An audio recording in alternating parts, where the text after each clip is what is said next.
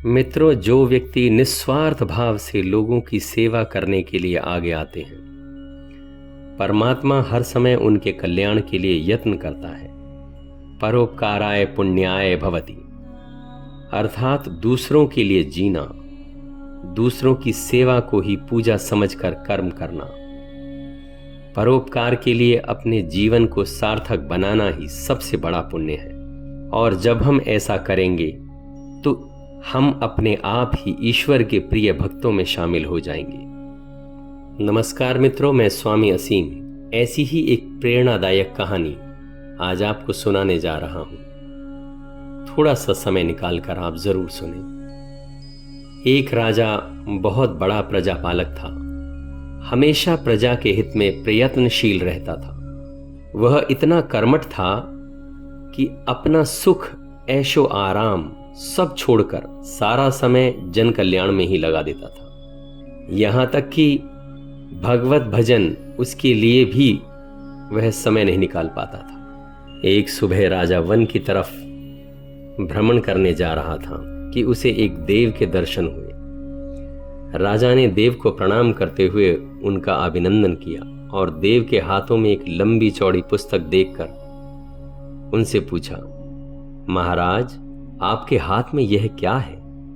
देव बोले, राजन, यह हमारा बही खाता है जिसमें सभी भजन करने वालों के नाम हैं। राजा ने निराशा युक्त भाव से कहा, कृपया देखिए तो इस किताब में कहीं मेरा नाम भी है या नहीं। देव महाराज किताब का एक एक पृष्ठ उलटने लगे, परंतु राजा का नाम कहीं भी नजर नहीं आया। राजा ने देव को चिंतित देखकर कहा, महाराज, आप चिंतित ना हो, आपके ढूंढने में कोई भी कमी नहीं है। वास्तव में ये दुर्भाग्य है कि मैं भजन कीर्तन के लिए समय नहीं निकाल पाता और इसलिए नाम यहां नहीं है। उस दिन राजा के मन में आत्मग्लानि सी उत्पन्न हुई, लेकिन इसके बावजूद उन्होंने इसे नजरअंदाज कर दिया और पुनः उपकार की भावना लिए दूसरों की सेवा में फिर से लग गए। कुछ दिन बाद राजा फिर सुबह वन की तरफ टहलने के लिए निकले तो उन्हें वही देव महाराज के दर्शन हुए। इस बार भी उनके हाथ में एक पुस्तक थी। उस पुस्तक का रंग और आकार कुछ अलग था और यह पहली वाली से काफी छोटी भी थी। राजा ने फिर उन्हें प्रणाम करते हुए पूछा, महाराज, आज कौन सा बही खाता आपने हाथ में लिया हुआ है? देव ने कहा, राजन, आज के बही खाते में उन लोगों का नाम लिखा है जो ईश्वर को सबसे अधिक प्रिय है। राजा ने कहा, कितने भाग्यशाली होंगे वो लोग, निश्चित ही वे दिन रात भगवत भजन में लीन रहते होंगे। क्या इस पुस्तक में कोई मेरे राज्य का भी नागरिक है? देव महाराज ने बही खाता खोला और ये क्या, पहले पन्ने पर पहला नाम राजा का ही था। राजा ने आश्चर्यचकित होकर पूछा, महाराज, मेरा नाम इसमें कैसे लिखा हुआ है? मैं तो मंदिर भी कभी कभार ही जाता हूं। देव ने कहा, राजन, इसमें आश्चर्य की क्या बात है?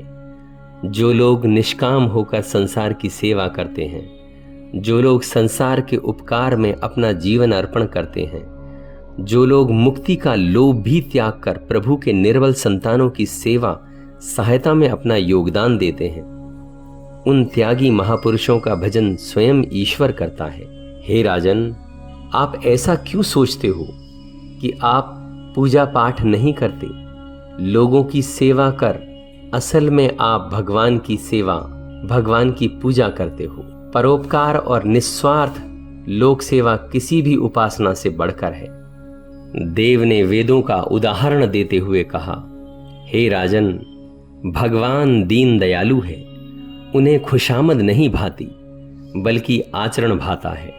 सच्ची भक्ति तो यही है कि परोपकार करो, दीन दुखियों का हित साधन करो। अनाथ, विधवा, किसान व निर्धन आज अत्याचारियों से सताए जाते हैं, इनकी यथाशक्ति सहायता और सेवा करो, यही तो परम भक्ति है। राजा को आज देव के माध्यम से बहुत बड़ा ज्ञान मिल चुका था। अब राजा भी समझ गया कि परोपकार से बड़ा कुछ भी नहीं है और जो परोपकार करते हैं वही भगवान के सबसे प्रिय होते हैं।